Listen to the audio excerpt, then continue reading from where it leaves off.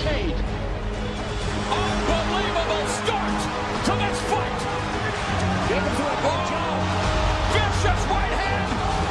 And the referee has already stopped the fight. Mamma mia! Matisse, and fires off the right hand. Jose goes down. Mora has stopped the fight. Lucas Matisse has won. He knocks him down in the sweat with a beautiful right uppercut. Wow! I'm in control here. I'm not going to let this get me down. I'm not going to let this destroy me. I'm coming back.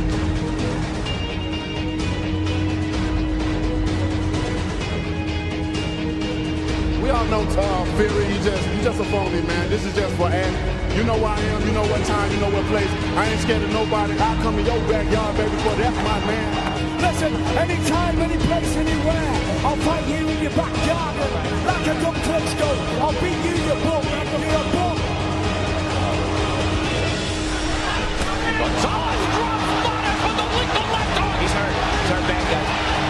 He was rattled by that left hook by Gonzalez in round one. Goes down again.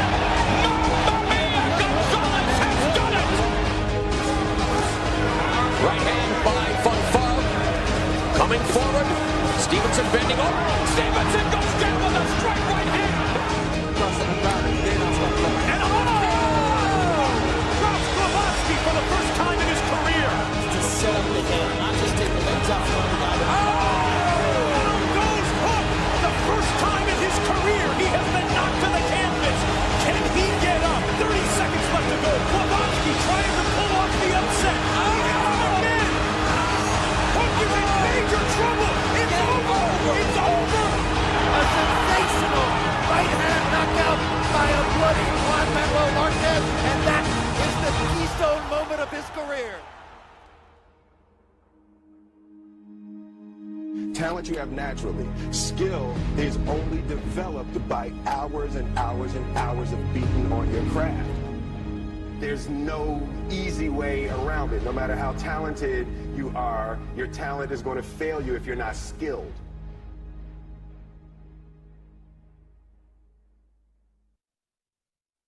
Ladies and gentlemen, we are back. Jeremy Sports Network coming to you live. I know I've been away for a while, coming off the Mayweather-McGregor week. And I have to tell you, I'm not going to say too much because I said what I had to say. Those of you that follow me, you know what it is that I said. And I'm just going to leave it at that. But at the end of the day, I mean, I had countless of people telling me I have no respect for the mixed martial arts world. They say I don't know anything about MMA, people giving McGregor moral victories, things of that nature.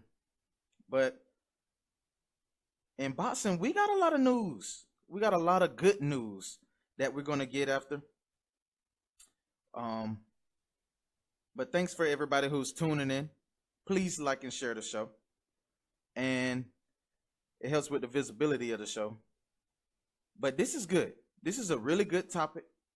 And the fact that we are talking about this fight right here in particular, because this fight is not like the Mayweather-McGregor, right? This is not like what we saw on this past Saturday. This is the pay-per-view that people will put their money on. Seriously. I mean, you have Gennady Golovkin, who is by far a knockout artist. And you get in the guy in Canelo, who has a full nation behind him, who poses a problem, a big problem. Because for a while, you had me thinking, well, Canelo, he's scared of Triple G, right? I mean, he vacated the title when he had an opportunity to fight him, and he didn't fight him.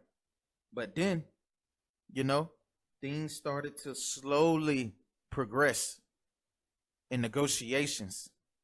And then now, look at where we are. They had media workouts on yesterday, and they both look powerful. Canelo looks like he's ready. The speed is there. He always stay fit. And the power. I mean, he seemed to have some crack on the mitts on yesterday. But Golovkin, man, it's something about Golovkin to me that I feel as though this is the reason why he's doing what he's doing, right? This is why he prepared for this moment in particular. Every fight, he was calling out Canelo. Almost every fight. Now he has him. What is going to happen? You got people saying Canelo is going to dominate. You got people saying Triple G is going to dominate. This is why I love boxing, because we're now getting the fights that we want, right? But before we dive too deep in Golovkin versus Canelo, and those of you who are tuning in, we got some news today. And the WBA is ordering Anthony Joshua to come up with a decision by September 3rd. If not, he's going to have to vacate the title, the WBA. So that puts Luis Ortiz in a really good position because he's the mandatory for the WBA. But it's a lot of scenarios that's going on right now. And Luis Ortiz has options because now he's with Al Heyman. He has options now. So it's either November 4th, we perhaps get a fight with Luis Ortiz versus Deontay Wilder. And if we don't get that fight, it'll be because, well, it could be because Anthony Joshua is going to vacate the WBA, and it's going to put Luis Ortiz in a position to fight for that vacated title. And the person who he fights for that title could end up being Deontay Wilder. So it puts a whole lot on what's going to take place within the next week, honestly, in the heavyweight division. If Deontay Wilder turns down this fight with Luis Ortiz, because either way it go, Al Heyman is saying, listen, guys, stay in the gym, stay working out, stay prepared, stay ready, because if Eddie Hearn and Anthony Joshua is set to defend the WBA, then we're going to get Luis Ortiz versus Anthony Joshua, right? He's the mandatory. That's his biggest fight. If he don't have that fight with Anthony Joshua, then where does that put Luis Ortiz? Because he's not going to get a big payday against Deontay Wilder. But he will see that payday at 39 years old. Right? We have to take his age in consideration. If he fights Joshua, that's his biggest payday. And that's pretty much probably one more fight, and that's it for him. And then, on top of that, if AJ wins, say he fights for his title, right? And he let these guys go at it. Let's say he let Deontay Wilder and Luis Ortiz fight, and next year he takes on the winner. That gives him an opportunity to get his belt back on top of multiple belts. Again, the WBC and the WBA. So maybe Eddie Hearn is thinking strategy, but you know that's rumor of what's going on, right? And I trust Boxing Scene. They're a credible source. Also, my team at TBV, we've been trying to figure this thing out. And so far, where we at right now, it's still up for grabs. But we'll know by September 3rd what's going to happen and what's going to take place. But moving right along, those of you who did not know, Jared Swift Hurd taking on Austin Trout October 17th. But guess who else is on that card, right? And I'm not talking about Iris Landy Lara, not Lara. But Erickson Lubin versus Jamal Charlo is on that card. They haven't been announcing anything yet, right? But Keystone, who Jared Swift Hurd is with, has already released information of the undercard. And they're saying that Jared Swift Hurd and Austin Trout may be the main event, but Erickson Lubin and Charlo is on that card. So it's some big things coming up before the end of the year. But back to the task at hand with Golovkin taking on Canelo. And I'm looking in the feed and I'm thinking I'm seeing more Triple G fans than anything right now. More fans than anything is rooting for Triple G. And I mean, I'm looking at Triple G in the 8th round KO. Triple G. I mean, everybody's going for Triple G. I like what Dominic said. Canelo in a 12-round split decision and a rematch clause because it's so close.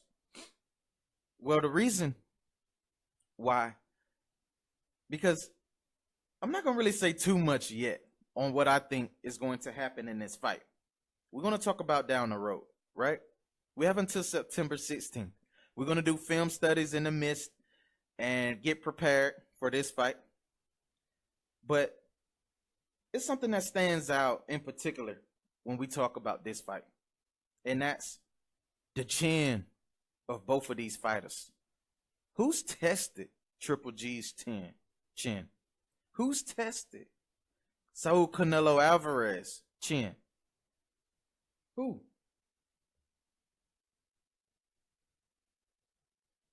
Shout out to Salvador, who's choosing Canelo. But who's tested Triple G's chin? If we go back and look at majority of the fights that Triple G been in, we could say he was his bloodiest against Gabriel Rosado, but majority of that was Rosado's blood, right? Or we could say, what other fight? I mean, I really don't know too many fights that he's been in to where he had his chin checked. Neither one. But I think Golovkin is going to slip up and catch Canelo. Y'all thought I was finna say something. But I think he will catch Canelo with a beautiful flush right hand, right down the pipe. And it's going to test his chin early. That I will say. Now, outside of that, what are some of the things that Canelo does well? Those of you who tuning in, I want you to tell me, what are some of the things that Canelo does very well that puts himself in position in order to be successful? Because when you talk about Canelo, right? Canelo is a really, really smart fighter. A lot of people don't give him credit for that. They don't. But he's a really smart fighter. And the reason why I say he's a really smart fighter is because Canelo loves to work his punches and combinations. You can see when I was talking about, if you go back to one of our past film studies, when we was doing, who is that? Julius Ndongo and Ricky Barnes, right? And what I was saying, man, he cannot put 2 to 3 punch combinations together. We also talked about it with Adrian Bruno. He cannot put 2 to 3 punch combinations together against Mikey Garcia. We couldn't see it at all. But Canelo does a wonderful job with putting punches together in combinations and sometimes setting himself to get a really good knockout. We saw that with James Kirkland. We saw that with Amir Khan. And Gulo, I mean, the list goes on for Golovkin, right? When you talk about Golovkin and what he's done, 90% knockout percentage. How dominant this man has been on this tear to make it to this fight. We could talk about the Danny Jacobs fight, right? But to me, it don't even make sense anymore to talk about that fight. If you go back and look at CompuBox numbers and the stats in that fight, you will see that more jabs were landed by Golovkin with the knockdown. Although he didn't land the most power shots in that category was won by Jacobs.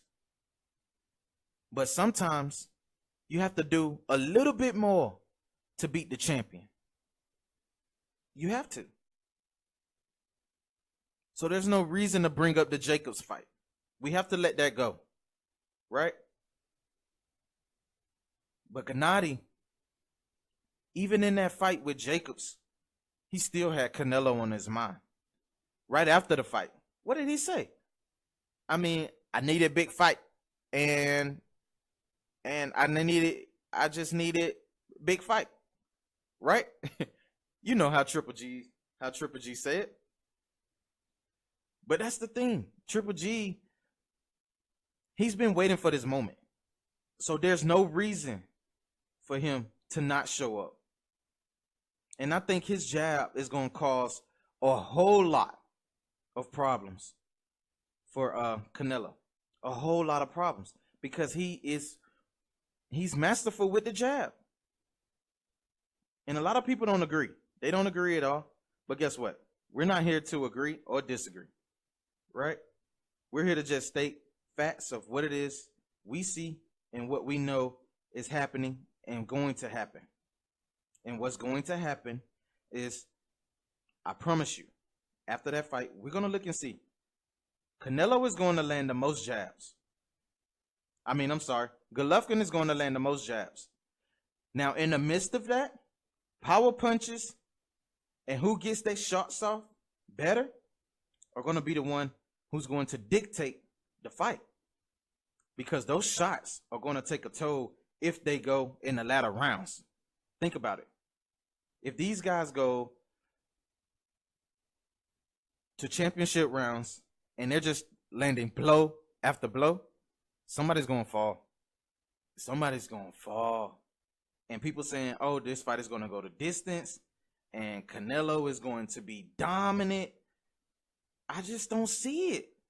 I don't see Canelo being as dominant as people are making him to be in this fight. And of course, he is great with 2-3 punch combinations. He is great how he set things up to where he could get his shots off and look masterful in doing it. Great experience in fighting Floyd Mayweather because it changed his game. It took him to a whole nother level in boxing. So, of course, we can't help but appreciate what it is that this guy is doing. But at the same time, Triple G, to me, I'm not saying Triple G is going to win. I'm not saying Canelo is going to win. Not right now. Not right now. Can't do it right now. But what I can say is that this is tough, man. This is tough. Not only in picking this fight, but just in general. How many of you people out there who followed these guys, how many of you really believe this fight could possibly be fight of the year and we get it again next year, like next May? We get it again if it's that good. Do y'all believe that though? Do y'all think if Canelo was to lose, Gennady would give him a rematch? Or vice versa? How do you think that will pan out? Honestly.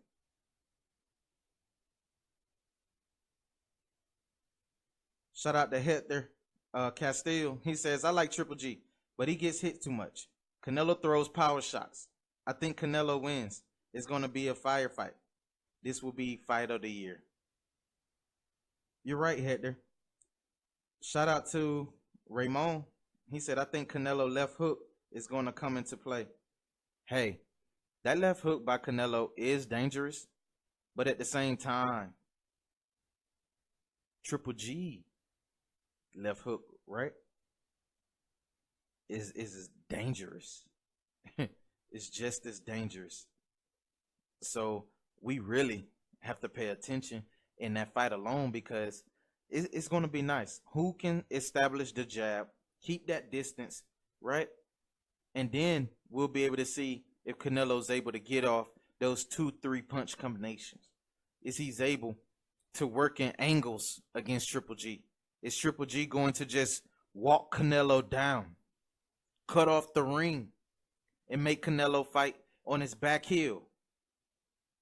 That's what I'm thinking is going to happen. I'm thinking that he's going to make Canelo fight on his back heel. Have I seen Canelo in a position to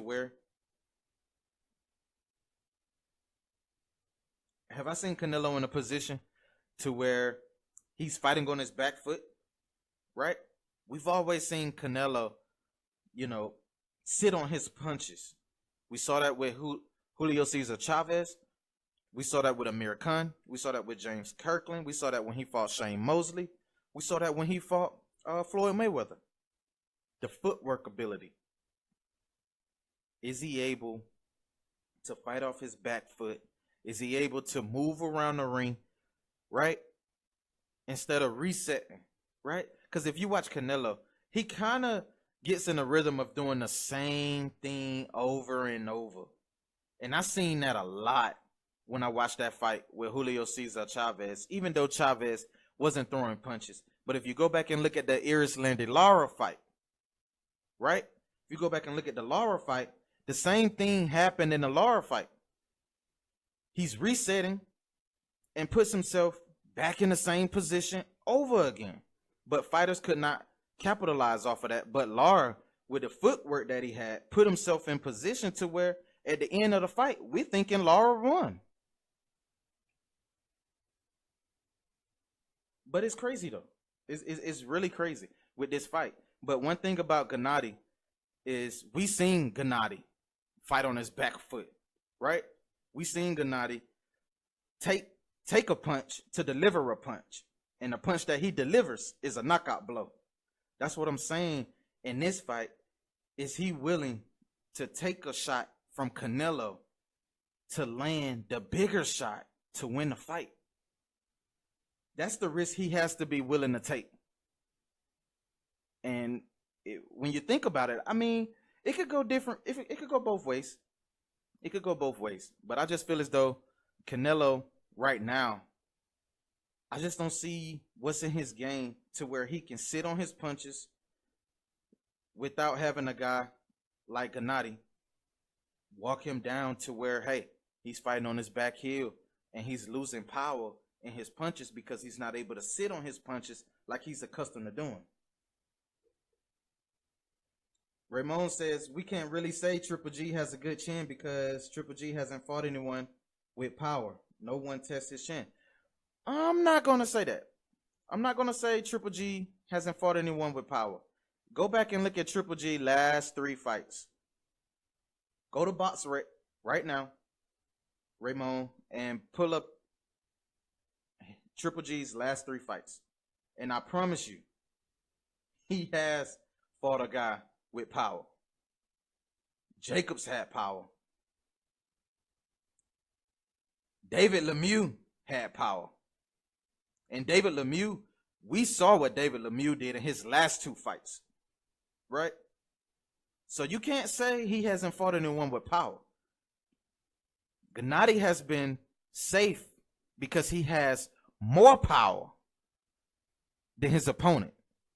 And in this fight with Canelo, I kind of feel as though Triple G has more power than Canelo. Even yesterday at the media workout. I mean, just look at Triple G. This guy comes in, right? At the 30-day weight limit, he's already, I believe he was at what, 170 at the 30-day weight limit. And even with him being at 170, that means he was only 10 pounds from weight, 30 days away from fight. Then we get the media workout yesterday. I mean, just look at him. The man looks good, cut up. I mean, it looks like he has true power and it is ready to unload on Canelo. Canelo, like I said, by far, Canelo looked great yesterday. But we used to seeing Canelo look great, right? And working out. We used to seeing that. But with Triple G, man, he just had the smile on his face, the charisma. I mean, the way he's sitting there, cracking the mitts, just smiling. I'm like, man, this guy's something serious. He is something serious. And he may do the unthinkable. But with Oscar, Oscar's not having that shit, man. Just being real. Oscar De La Hoya, that would be a nightmare to see Canelo on his face, right? After this fight. That would be a nightmare for Oscar. Because Canelo is his cash cow. Nobody else is generating money in Golden Boy besides Canelo Alvarez. That's it.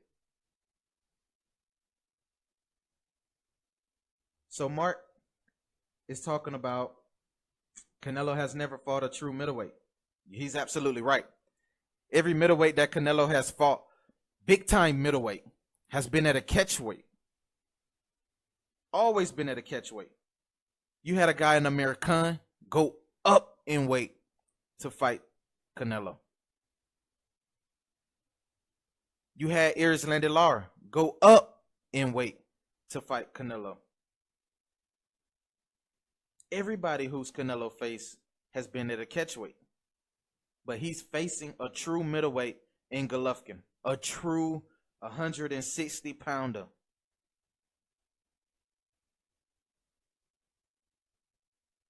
Even though Canelo, and Ramon, you're right. Even though he's faced better competition, right? Because we could, but think about it like this. The competition that he faced, he fought an old Shane Mosley, man. Floyd Mayweather. I was just talking about this with my boy Jesse from TBV. Floyd Mayweather made Canelo look like a C-level fighter when they fought. Go back and look at that fight. Canelo was reaching for life, like he was playing basketball, trying to land punches on Floyd. Reaching for the ball. Reaching for Floyd's head. Reaching for Floyd's body. All night long. Floyd made him look like a C-level fighter. Floyd showed if I use, Canelo was young. You can't give me that. Canelo was young. You know? You can't give me that. Canelo has so many fights under his belt before he met Mayweather. So you can't say he was young. You can't say that. That's an excuse that everybody uses. That's the same excuse that people use when they say, after Floyd just beat McGregor, they say, well, McGregor was a UFC fighter. Floyd was supposed to win. Really? Really? Come on, man. Y'all build this man up. Y'all built him up. Y'all built up McGregor. You built him up. And when you seen him fall, it was still a lose-lose situation for Floyd. If I beat him, y'all going to say I should have beat him. Then if I lose, y'all going to say he's been better. He's all this and all that. Man, it kills me when people say certain things when it doesn't apply to the situation. We talk about Canelo being experienced or inexperienced. Come on, man. This man had over 40 plus professional fights, right? How are you inexperienced? You can't be. You can't be. Now, Ramon, I'm not saying you built up Conor. I'm not saying that. I ain't saying you built up Conor, but I'm saying most people built up Conor McGregor to the point to where even people in the boxing world built up McGregor as well. And it's a few of them that's out there. They built this guy up to say that he's a threat to boxing. He's a threat to Mayweather. If you take them in the deep waters, they'll drown. Easy work. I stated this multiples of times in the show. Stated it multiples of times. Told them what was going to happen. Nobody wanted to believe me. Everybody thinking Conor is going to knock Floyd out. They intimidated by trash talk. You can't be intimidated by trash talk. That don't determine fights, right? But back on the topic at hand, he did fight Floyd when he was 23. Absolutely. But think about it like this, though. This same Canelo, if he would have fought Floyd at this time, Floyd would have did the same exact thing. He would have did the same exact thing. When we do our film study, because we're going to do possibly, what up, P? Shout out to my boy P Robinson, man. He say Canelo gonna beat Triple G. But when we go and do our film study, we're gonna see exactly what Canelo does well. We're gonna go back and see that. We're gonna go back and see what Triple G does well. And I want you all to pick the fights. Go ahead and pick the fights that we need to do the film studies on. Pick the best fight from Canelo that you think that fighter kind of resembled what Gennady does. And I want you to do vice versa for Gennady. Pick a fighter that Gennady has faced that resembles what Canelo has done. And we could pick the Daniel Jacobs fight. If y'all want the Daniel Jacobs fight, we could get the Daniel Jacobs fight.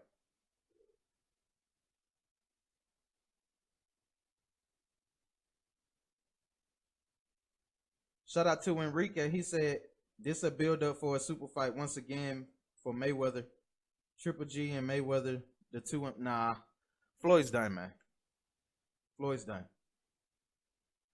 No way Floyd beats Canelo now. No, what I'm saying is Floyd, give us the Floyd that fought Canelo the first time. And let him fight Canelo, that Floyd, versus Canelo right now.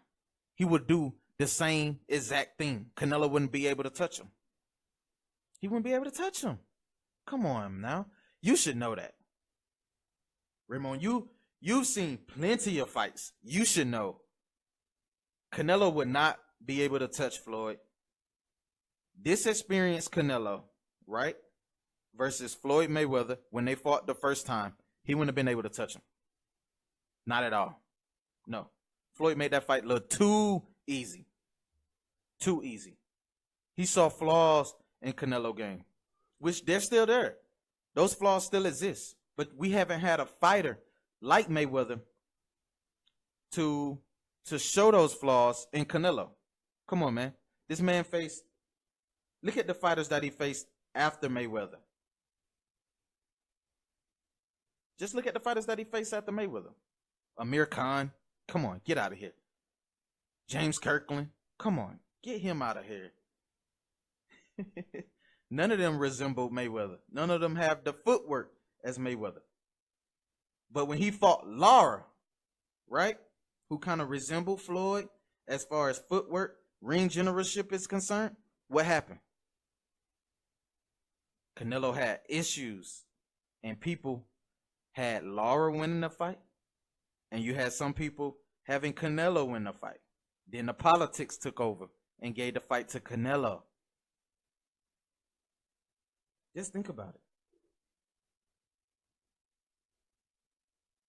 Hector says, nah, if Triple G wins, let Triple G fight Charlo. Charlo has power. Absolutely, Hector. That's his mandatory. He's the mandatory for the WBC. Charlo is the mandatory, and the winner of this fight, Charlo gets. That's how it's supposed to be. But Hector, did you hear the news that I gave earlier in the show? Did you hear the news? The news I gave earlier in the show, I talked about the other Charlo getting ready to fight Erickson Lubin, right? October 17th. Now, they haven't posted anything on it yet, but Keystone Boxing, who is Jared Swift Hurd's boxing promotion, they released the information. They released the whole undercard. They did a press release. And in that press release, it was Erickson Lubin versus Charlo for the WBC at 154 pounds. Crazy fight right there, man. That's a crazy fight. So I'm looking forward. Like I was talking to my buddy earlier, my boy Jesse, and we was talking about, hey, we may have to go to Brooklyn. We may have to go to Brooklyn for that one, because October 17th is going down.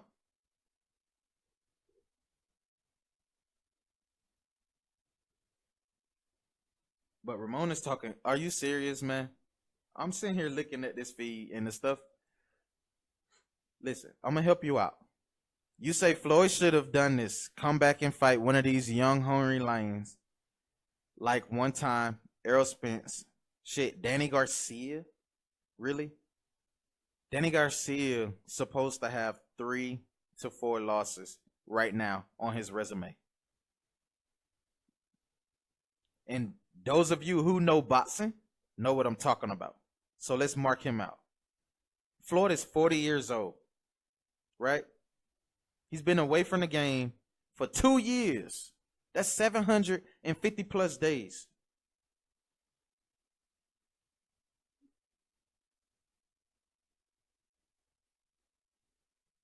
That's 750 plus days.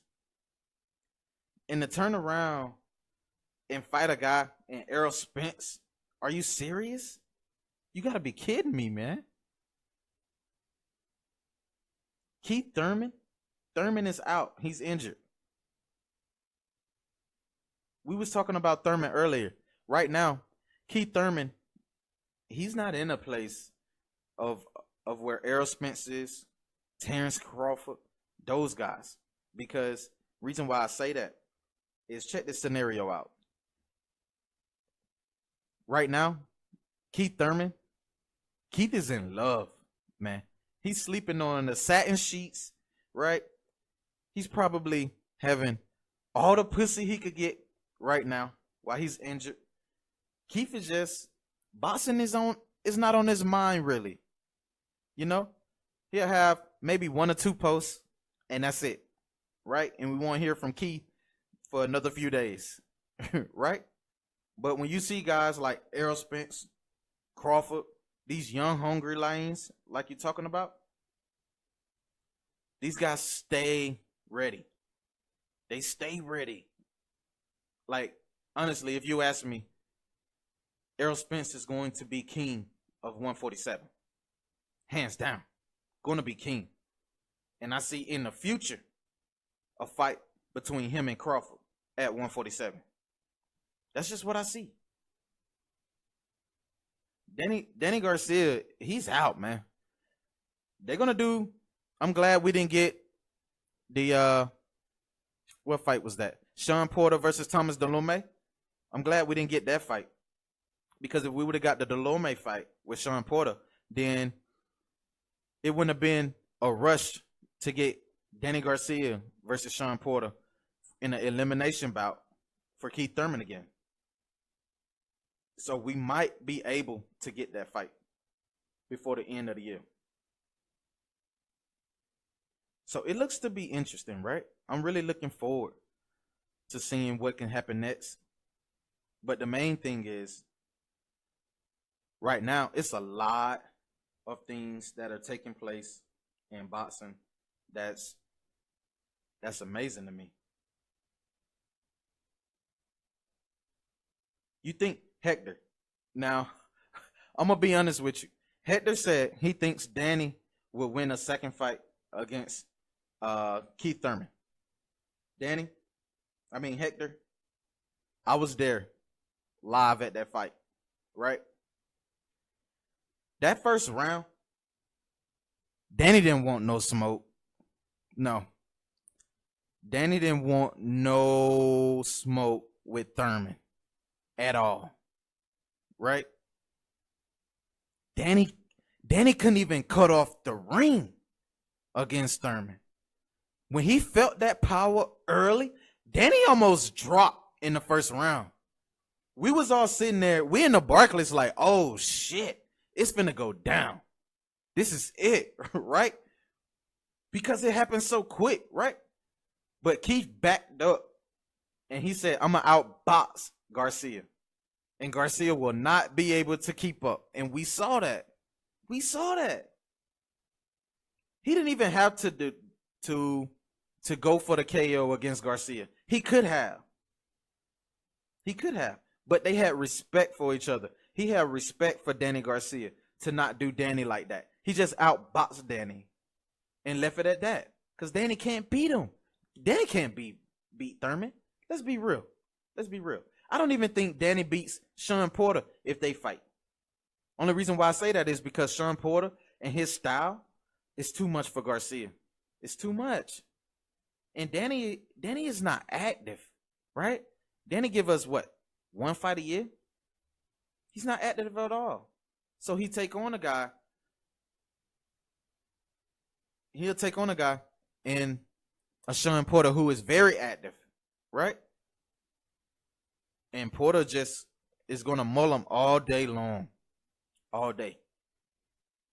But if Sean Porter do slip up, that left hook of Danny will be there. That's all he have, right? But as far as boxing ability against a guy like Thurman in a second fight, that'll be easy work.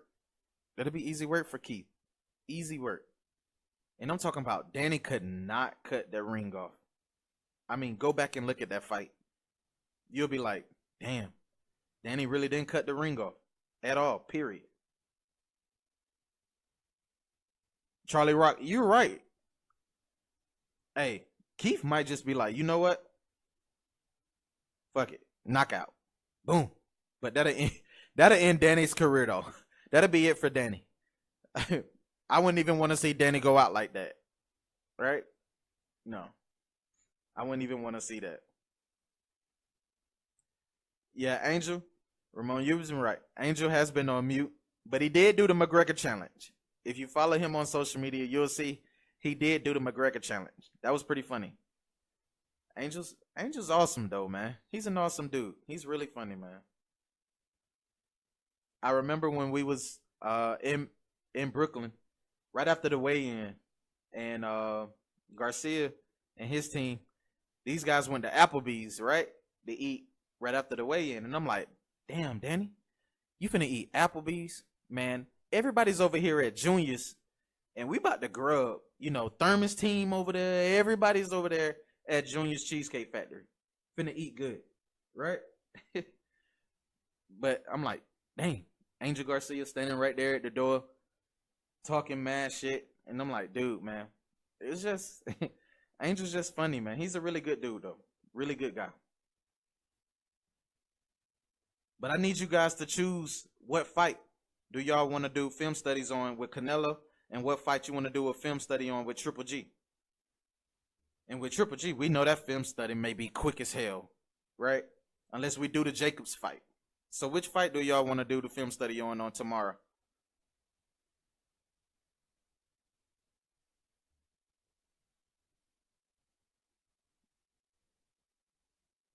Because I'm really looking forward to seeing what could. Matter of fact, I'm going to give y'all a few more seconds. But for me, I'm thinking, oh, Canelo versus Cotto.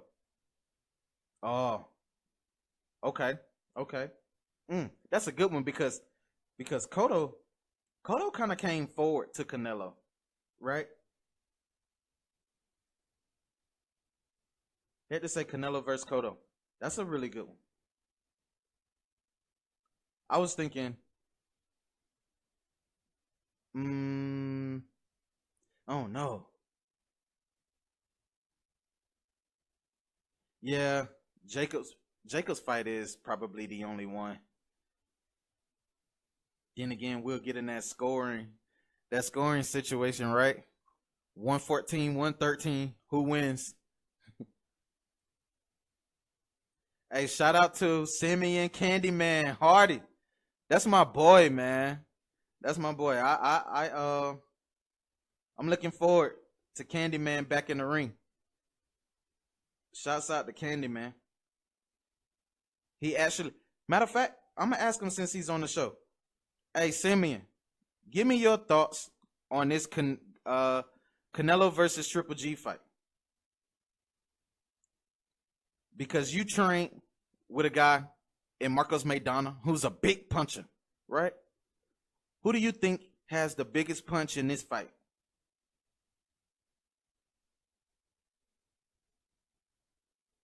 So what it looks like is we'll have Jacobs versus Triple G, and we'll do Canelo versus Cotto. That's gonna be awesome, man.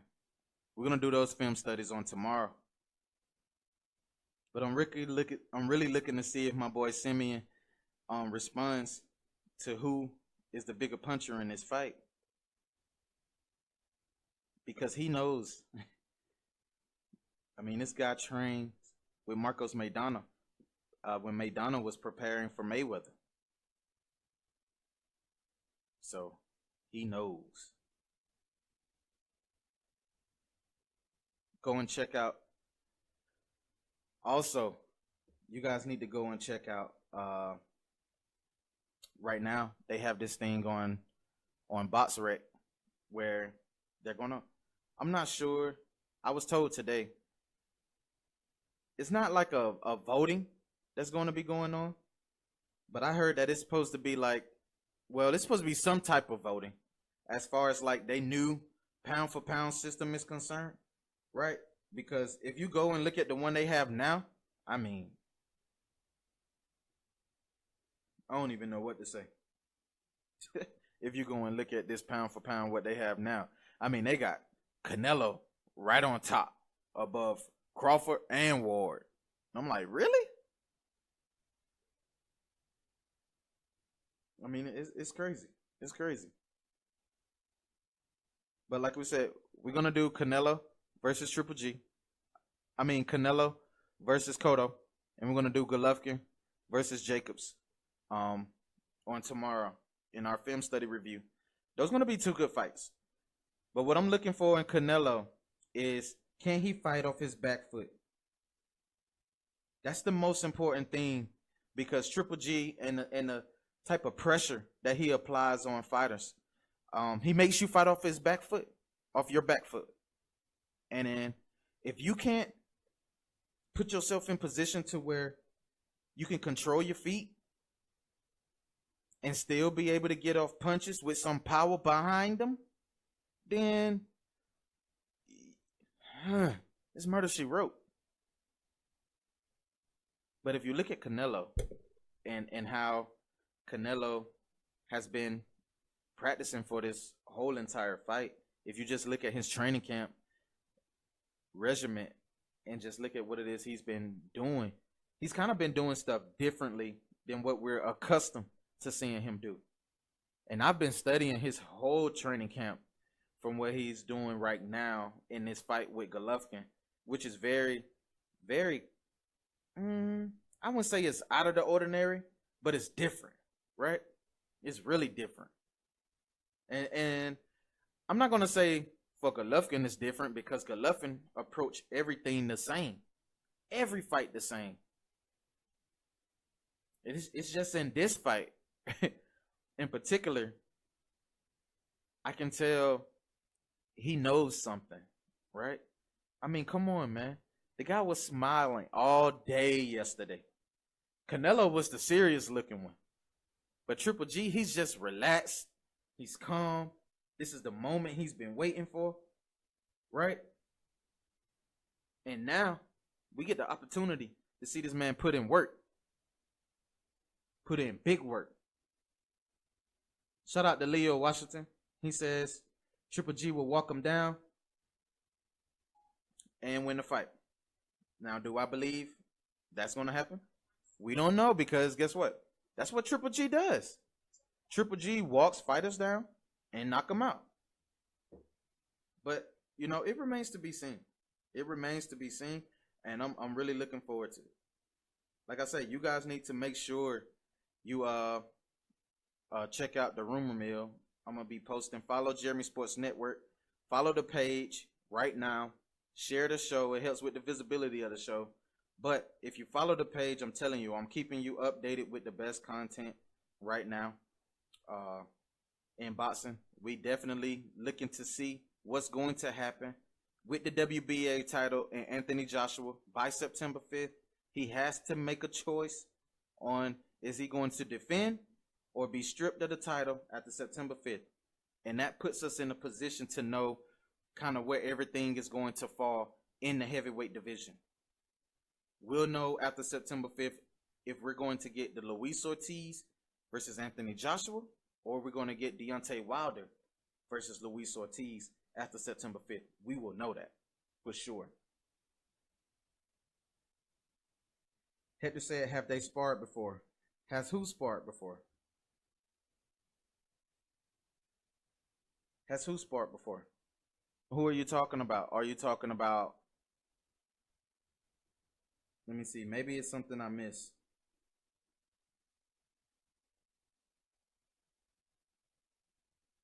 No. I'm not giving out who's going to win. Not right now. Not right now.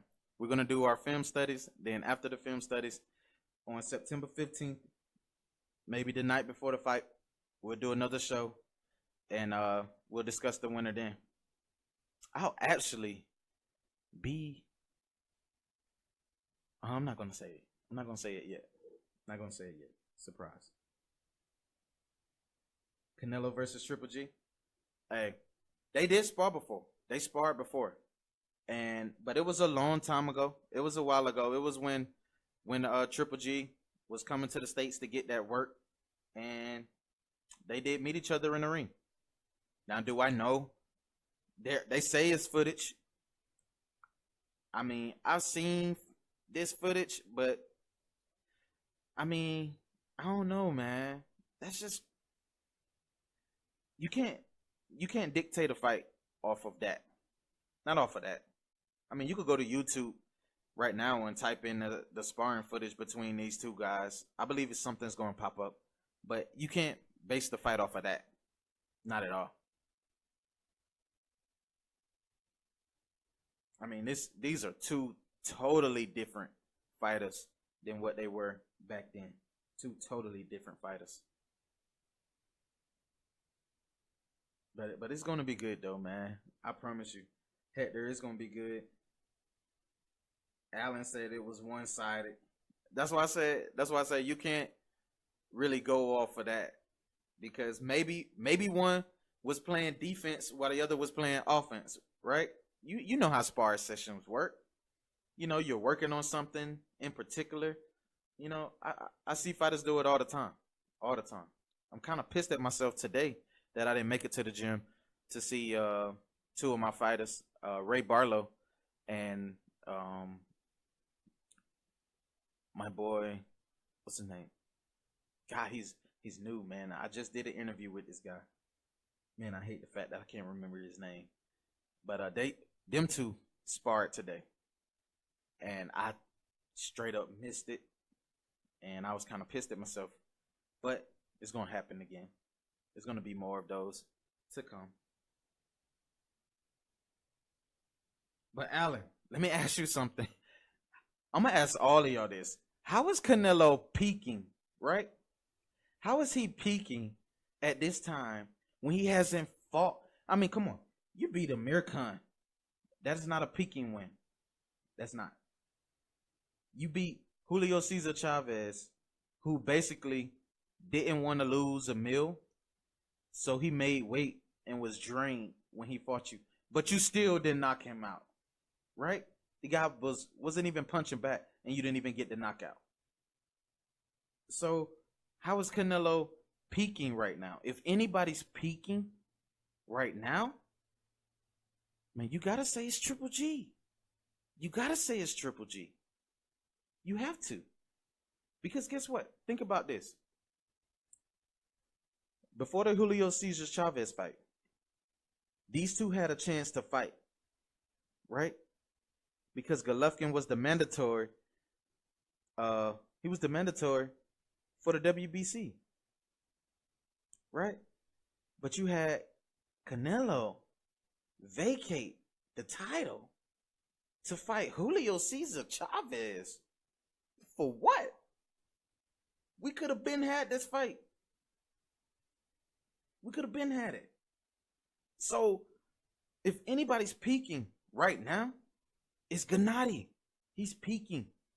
Canelo, to me, seems a little bit scared because why would you go and take this fight with Julio Cesar Chavez? That fight shouldn't have never happened at all. Period. Period. Oscar dropped the ball on putting that fight together. He dropped the ball. And I think he was scared. He was really scared to go ahead and give us the Gennady versus Canelo fight because he felt as though Canelo wasn't ready. He felt this. He knew that shit, man. Come on. Oscar knew. He knew. He knew Canelo wasn't ready. And in order for Canelo to be ready was, let him fight Julio Cesar Chavez, right? We'll let him dominate Chavez and then make it for a big fight with Canelo. I mean, with Golovkin. Come on. That shit was staged. Go back and look at that whole fight, right? You know what? Forget the fight. After the fight. Look at how things happened after the fight. The whole ring entrance and all of that. Like some Rocky shit or something. Come on, man. Shout out to Angie Baker Skinner. She said Canelo was scared.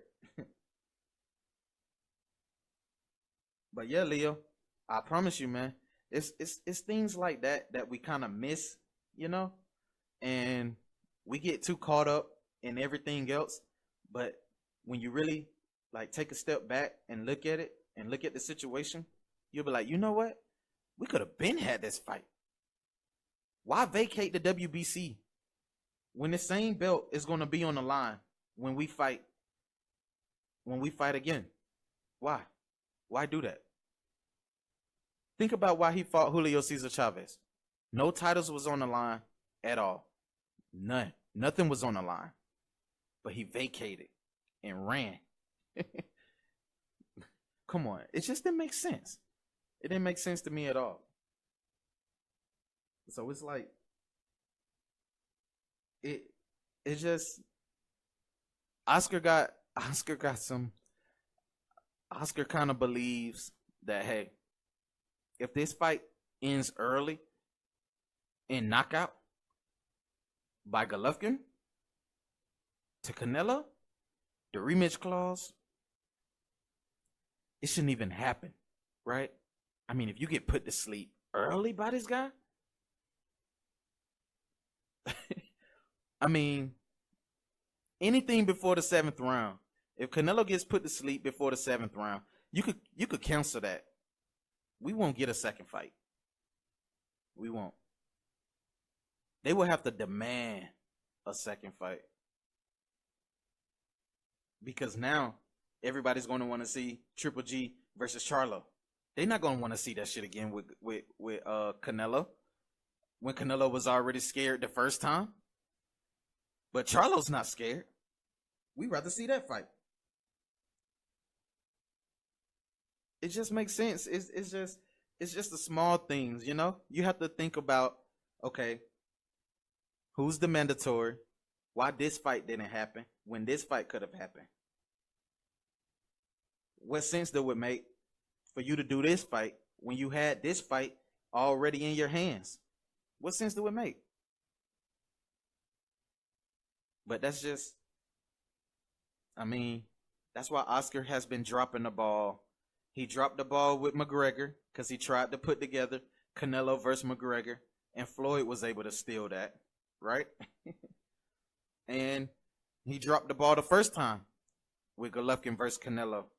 And now he put himself back in position to where, hey, this fight right here could do big numbers. It can. I'm looking forward to seeing the pay-per-view buys and the people that tune in to this fight. Now, hopefully, it don't be like Mayweather McGregor and you have 100 million illegal views, right? I mean, you had so many people on Facebook Live. You didn't even have to go to the fight. You could have just sat back on Facebook and watched the fight. Just being real. Sat back on YouTube and watched the fight. You got Cody boxes and all. You know, I ain't here to promote nothing or none of that. I'm just saying. It's just different these days.